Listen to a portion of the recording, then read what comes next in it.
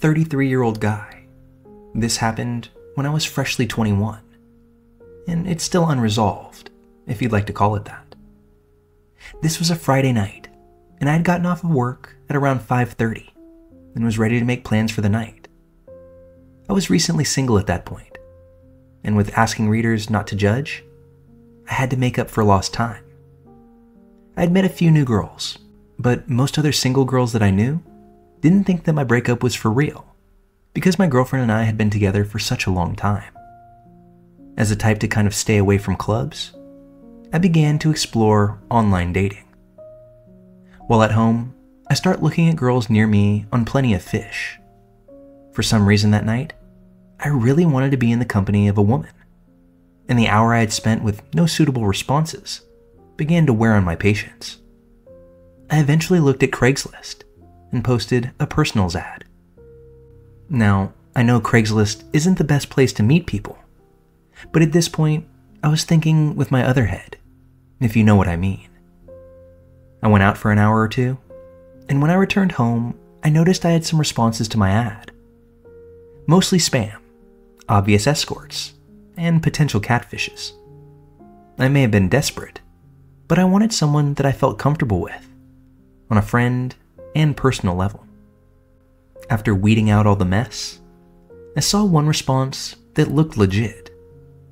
I could tell she had read the ad, as it was an actual written response. She even included a few pics, all of which looked normal. She was cute, but didn't look like a model or from a magazine or anything like that. They just looked like run-of-the-mill personal selfies. In hindsight, there was something about that I didn't catch at first, which is important to the rest of the story. I use a dummy email for Craigslist, and I have it set up so that pictures don't download automatically. I learned my lesson after posting an ad for a table and getting a dick pic. However, these pics showed up right away as soon as I opened the email. All of this will tie in later. After some back and forth, I decide that I'll head over to her place. She gives me the address, and I see that it's an apartment building. Even better, as I'm always thinking of safety. I didn't want to go inside an actual home. I get there and email her that I'm outside, just to give me the exact building and apartment number. She gives me the instruction to walk to the courtyard of the apartment, so she can make sure I am who I'm saying I am. Understandable. I said that I was 5'11", and I'm sure it would be sort of scary on her end if someone 6'5" was out there. After seeing that it was truly me, she says she has something to tell me. I'm thinking the worst. Start to think of what it could be. She then tells me, "I'm really a man. I'm sorry. But now, I'm pissed." And that washes over me immediately, as I feel played. I'm prepared to just take my loss and quickly head back to my car, when I get more rapid-fire emails. He tells me that if I still want to come in, that he can give me money, cook me food, have drinks ready for me, or whatever. He sounded like he just really wanted the company. But I'm sorry, I'm not just going to chill with some random guy. He sends the last email that simply says, $200, 2 hours, no touching, no sex. I'd be lying if I said it didn't catch my eye, and I find myself walking up to his door. Stupid, I know, but at this point, I'm thinking I'll just take his $200, maybe knock over some of his things for tricking me, before leaving. My better judgment gets the best of me, thankfully, and about 5 feet from the door, I turn around and leave. I decided that this was a sign that I needed to stay home for the night. I stopped at a 7-Eleven to grab a beer. I get back in my car and start reading through Facebook, when all of a sudden, I get a Facebook message from someone I don't know, who I can tell is using a fake profile. The message says, "I'm sorry. Can you just please come back?" I get upset at the nerve of this guy, and then the air escapes from my throat. how did he get my personal Facebook?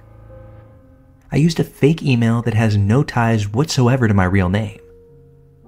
I message him back, "Leave me alone. I'm not interested." The man then threatened me by saying something along the lines of, "You should really take a second to listen," before inserting my real name and my job. While my name was listed on my Facebook, my job wasn't. And while it wasn't completely accurate, this particular job is one that I held before I went off to college, it still freaked me out that he got that information.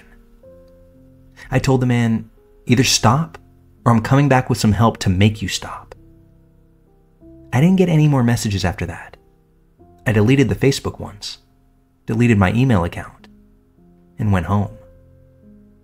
2 nights later, I'm on my computer when again I get a Facebook message from the same guy that says, "Black shirt." I don't even begin to give the time of day to decipher that before deleting the message. I block him. 10 seconds later, I come to the realization that I'm wearing a black V-neck shirt. I look at the window as if I'm suspecting someone to be peering inside, when I remember that I'm on the 11th floor of a high-rise building. There's only one way in, and the door has a strong deadbolt lock. Whenever I come in, I quickly close and lock the door due to my pets, so I knew there was no one physically inside with me. I'm a bit startled, but I brush it off as a scare tactic. I bet like 6 in 10 guys right now are wearing a black shirt. The man just seemed like a lonely troll, and I'm sure he was doing this to everyone who fell trapped to his Craigslist scheme. I closed my computer and went on with my evening. Flash forward another 2 days. I'm back sitting at my computer as usual, when once again, the same guy messages me. I already know it's going to be nonsense, so I'm going to do a mark as read /delete so he cannot see that I read it. I see the partial message that says, "black and red globe." I literally scoot my chair back and stare at my computer. Right behind me, I'm sure reflecting in my screen if the light would have hit it correctly, sat a globe with black water and red land. A friend got it for me because it was different. I understood the reference right away. This man obviously had access to my webcam. I then thought back to my original email. He penetrated my picture firewall, and he somehow tied my fake email to my real name. I'm pretty good with computers, but I'm the first to take note when I'm dealing with someone who is a genius with computers. This man gave off every vibe that he knew what he was doing in the computing world, and maybe even the hacking world. I slam my laptop shut, pace around the room, mumbling critical comments to myself about how I'd been so careless to get in a position like this. I run to a drawer and scramble for the black electrical tape. I find some and place it over my cam. I'm officially freaked out at this point. I'm not a tough guy by any means, although I hold my own in most situations. But this felt out of control. I delete my Facebook account and every other social media account as well. I spend the next 10 minutes privatizing my online presence and cleaning out my computer. I keep the tape on and try to get on with my week. When the next day, I get home at around 6 p.m. I enter my apartment, close the door, and greet my pets. That's when I see a white piece of paper that had been slid underneath my door while I was away.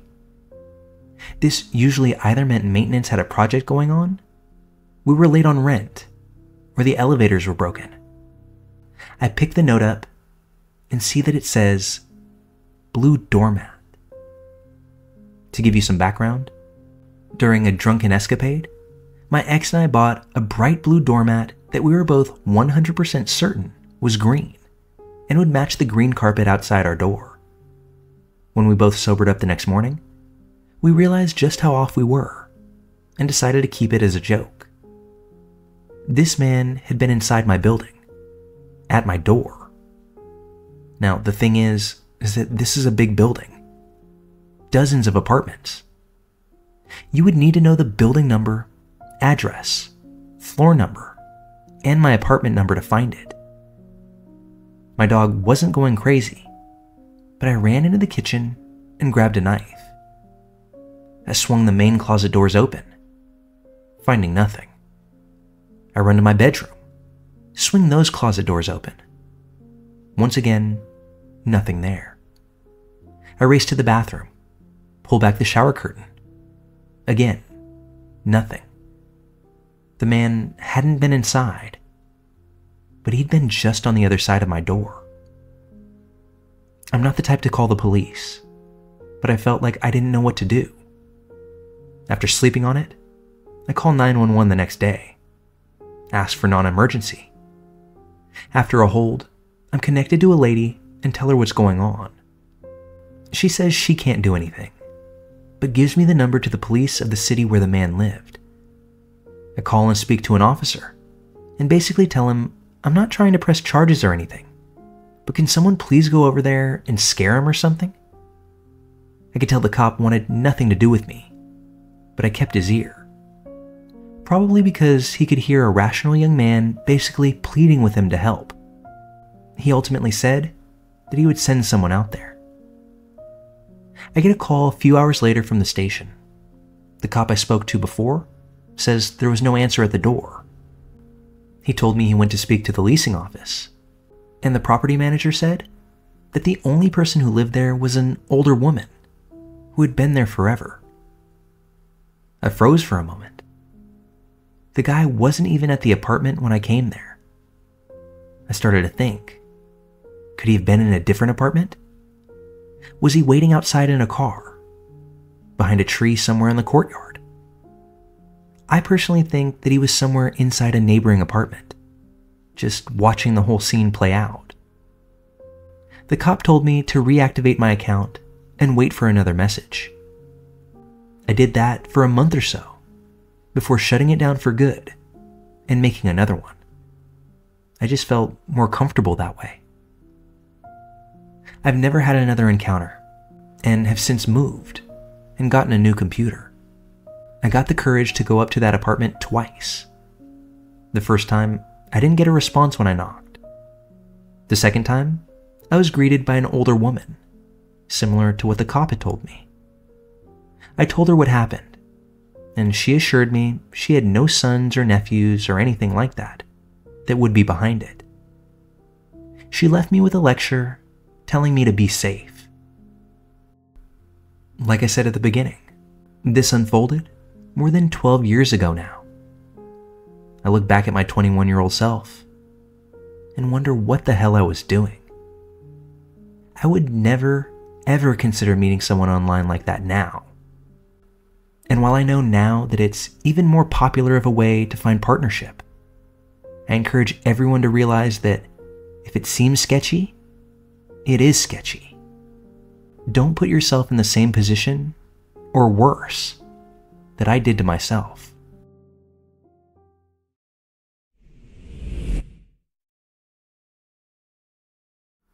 So back in 2012, my then girlfriend and I went on a big year-long road trip through the States, working on farms along the way for room and board, before ending our trip by driving across Canada, west to east, before ultimately arriving back in Nova Scotia, where we lived.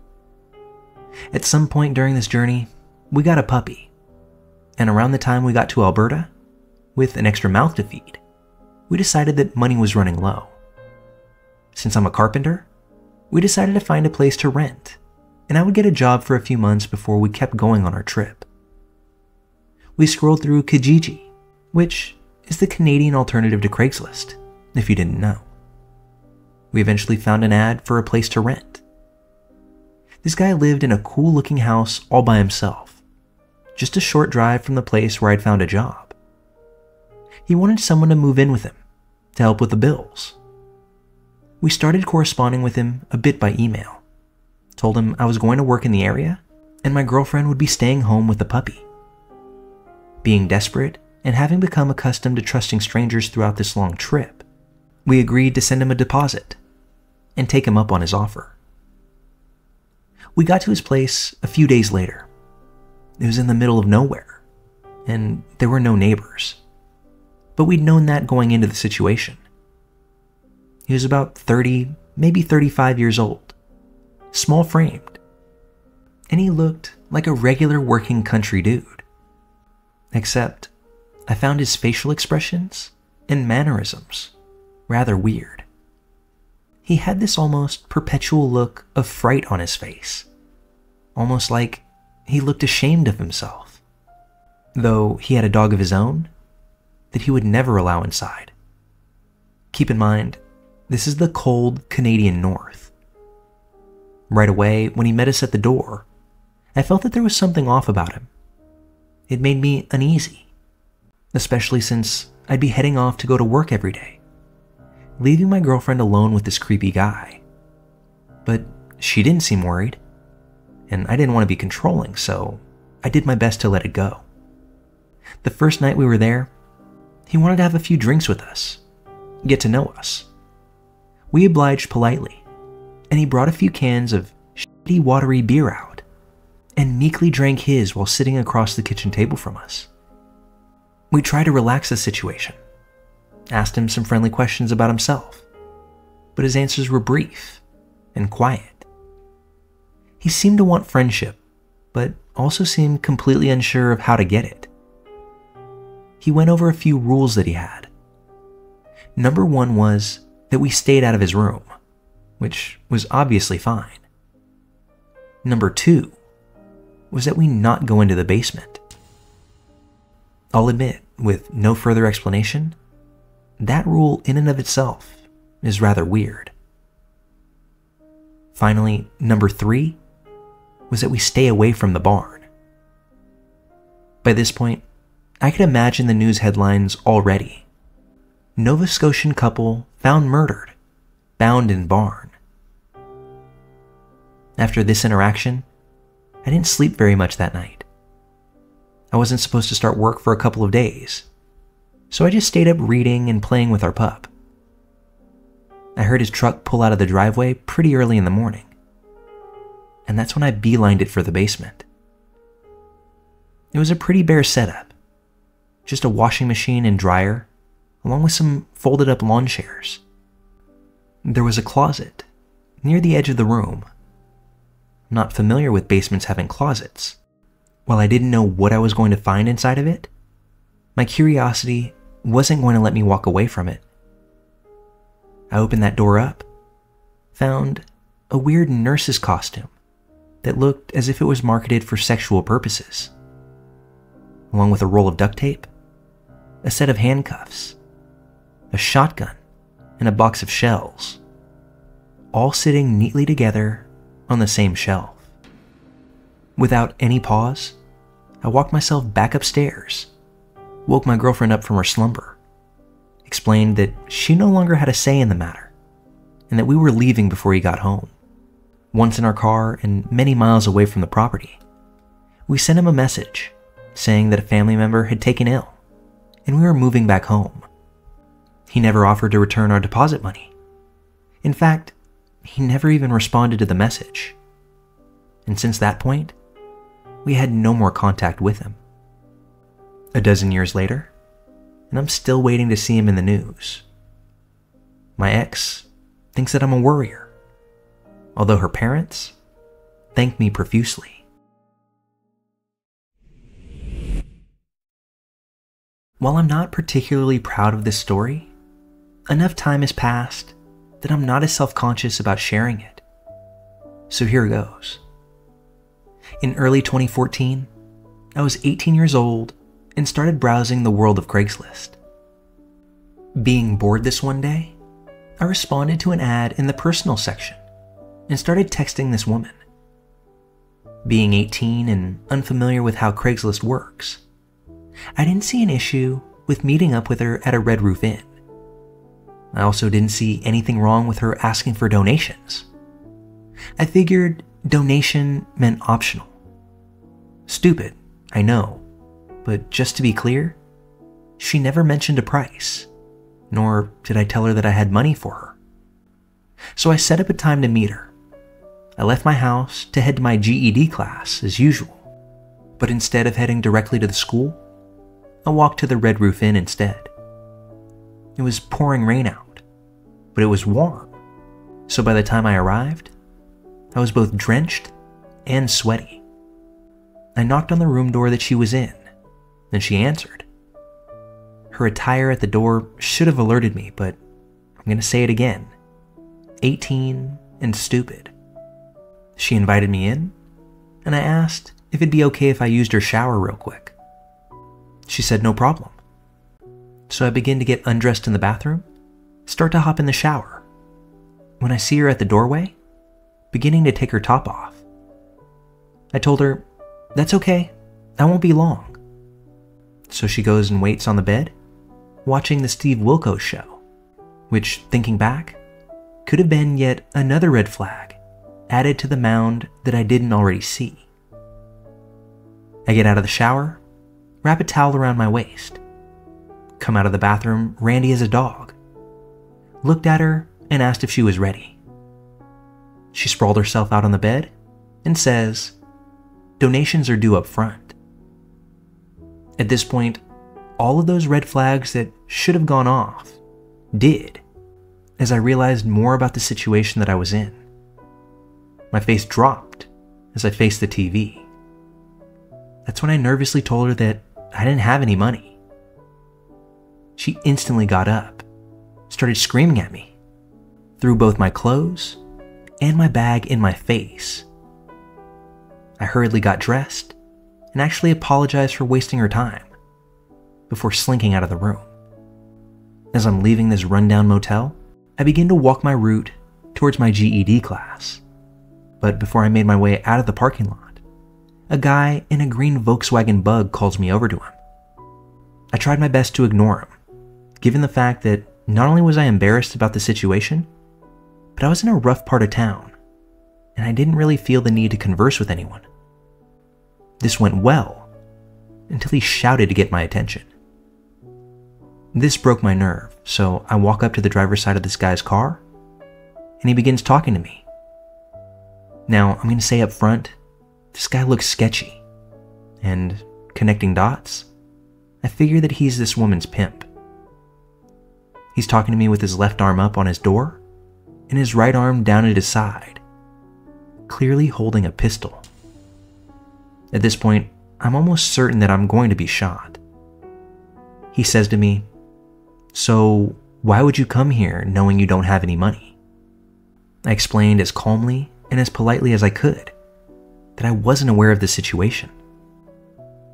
That's when this guy pulls his arm up a little to show me the gun clearer before saying, "I have messages between you and her saying you had money for her."